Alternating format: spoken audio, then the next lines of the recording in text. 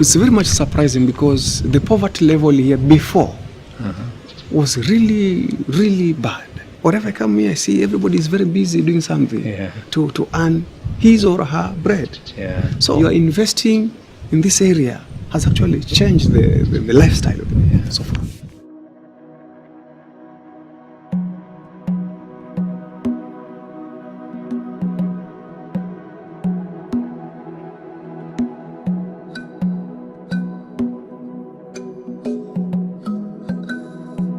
We identified Kenya as one part of the world where amazing plants were grown. And we identified Kenya as a place where we could really make a difference and get amazing oils.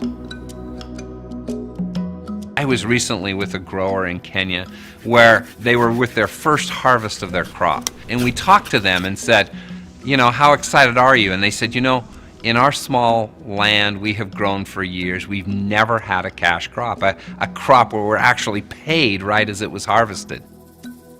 So this is a Bluetooth scale that's portable and goes out into the field, and it links up with the field officer's mobile phone. They'll weigh the tea tree or the ginger or whatever it is, and it registers immediately on the phone. Then Lydia will hit payment. That transaction is recorded in the farmer's account, and then those funds are transferred to the farmer's mobile phone. Within 24 hours. Within 24 hours, yeah. We're pushing for instantaneous, and we'll get there pretty soon. Right. We're at 24 hours right now. What makes it so good for me, when I can do a small thing that would change somebody's life. Like tomorrow I have these people, they cannot go begging, they can take their children to school.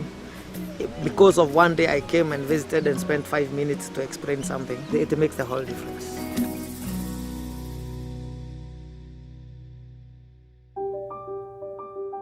This geranium was planted, and now cuttings are taken from this and then made and put and planted, and then seedlings will grow from that. And the seedlings are then provided to the farmers. I mean, the financial kind of inputs required to plant something like this all up front would be really challenging. So we've been really lucky to create a revolving credit fund, which allows farmers to buy all of these seedlings on credit. That balance is deducted over the course of a number of different harvests, so they're paying it off over time, which allows farmers to jump into a project like this, which would otherwise be very difficult to do. It is too difficult for the farmer to get the car.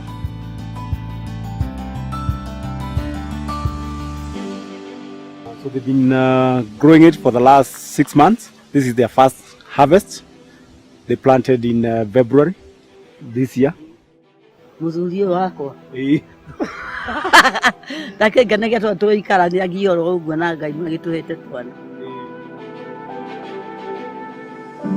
really focused on building systems that put farmers first, providing them all the support structure that they need to succeed as a smallholder farmer of essential oil crops. We've got field officers who spend every day in the field, visiting with farmers, giving them support, offering advice, helping farmers harvest their crops, weighing it on site, paying for it in a quick and timely manner, and then bringing it here to the distillery where it can be processed and distilled into essential oils. We could work with commercial farmers in developed nations and produce wonderful plants, wonderful oils from these plants, but we wouldn't be doing as much good in the world.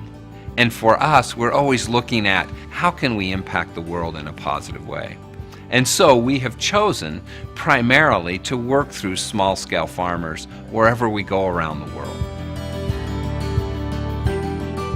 If we grow that 5 times or 10 times, does that fulfill your dream? You'll have fulfilled my dream and the dream of everybody else. I can see the small children going to schooling and acquire knowledge. It's a God-given, you know. God has actually listened to the cry, and these people will be self-dependent. That's what we are praying for.